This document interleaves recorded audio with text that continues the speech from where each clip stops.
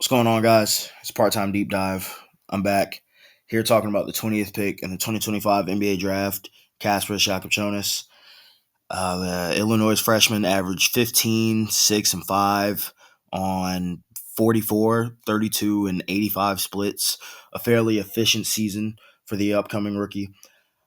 I like this pick for Miami because it relieves Tyler Hero and Davion Mitchell as far as the point guard position of their playmaking duties that they would need to fulfill because they honestly just don't have a playmaker. And in order for the Miami Heat to maximize Bam Adebayo's prime with the trade of Jimmy Butler, it's moves like these that will shore up your backcourt for the next few years to give Bam the space he needs to operate. And in this breakdown of Illinois versus Missouri, it'll really highlight some of the pros and cons of Kasper's game, some things that he can come in and do immediately, and some things that he may need to work on later down the road in his career. One of the bases of Jakob Jonas' game is his speed. Not exactly his ability to get up and down the floor and move left to right, which he does very effectively, but how decisive he is with his first step. You can see here of how easy these looks are and how quick his jumper is and how he's so effortlessly able to get off a shot. But his quick first step is not only used for three-point shooting. It helps him unlock this three-level scorer tier where he can get downhill and create a shot for himself, like in this next clip that you're about to see.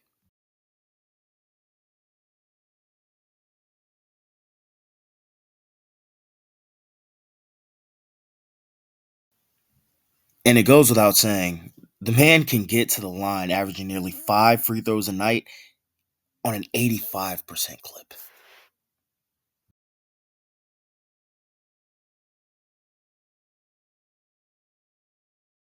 Now, the quick first step obviously gives him so much offensive versatility, but honestly, the reason he was drafted here and perfect for the Miami Heat is the level of playmaking that he brings. Now, he did average 4 turnovers this season. We'll touch on those and some things that he will need to clean up as far as the passing department.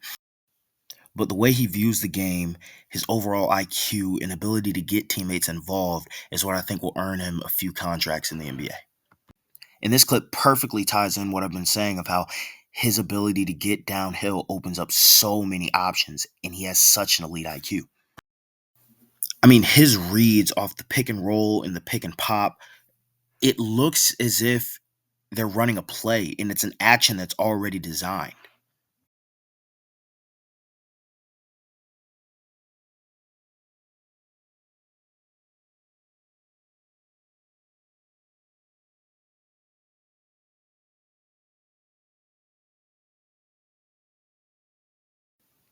And in transition, this guy is amazing.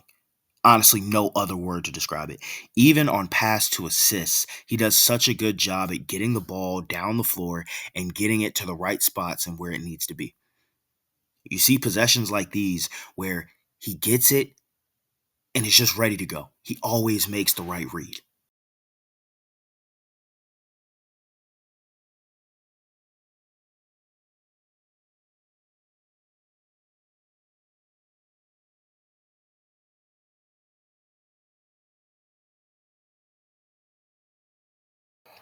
Now, with all that being said, unfortunately, it's time for a couple cons.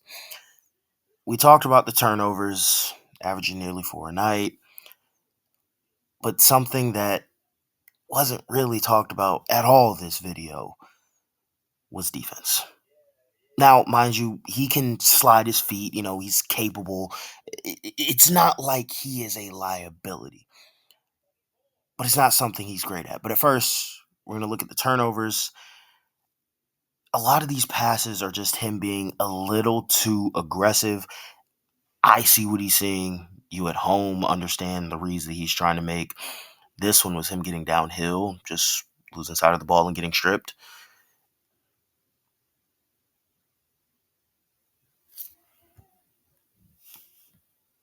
And while he does a good job at getting it back, which you'll see in quite a few of these clips, obviously just turnovers and bad shot selection, it's an issue, whether you get it back or not.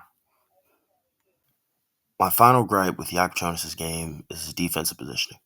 You saw here on that clip, he put in no effort to seal off the big man, make the catch difficult. It led to an easy layup. You see in this possession here where he has the opportunity to stop ball, but he doesn't and gets beat off the dribble.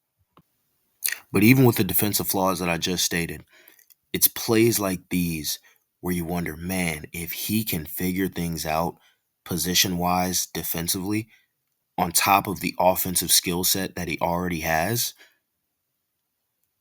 we may look back on this pick in the next 3 to 4 years and see that the Heat got another steal of the draft. But that's just my opinion. Let me know what you guys think.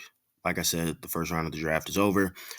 By the time this video has been recorded and uploaded, the second round will more than likely be over as well.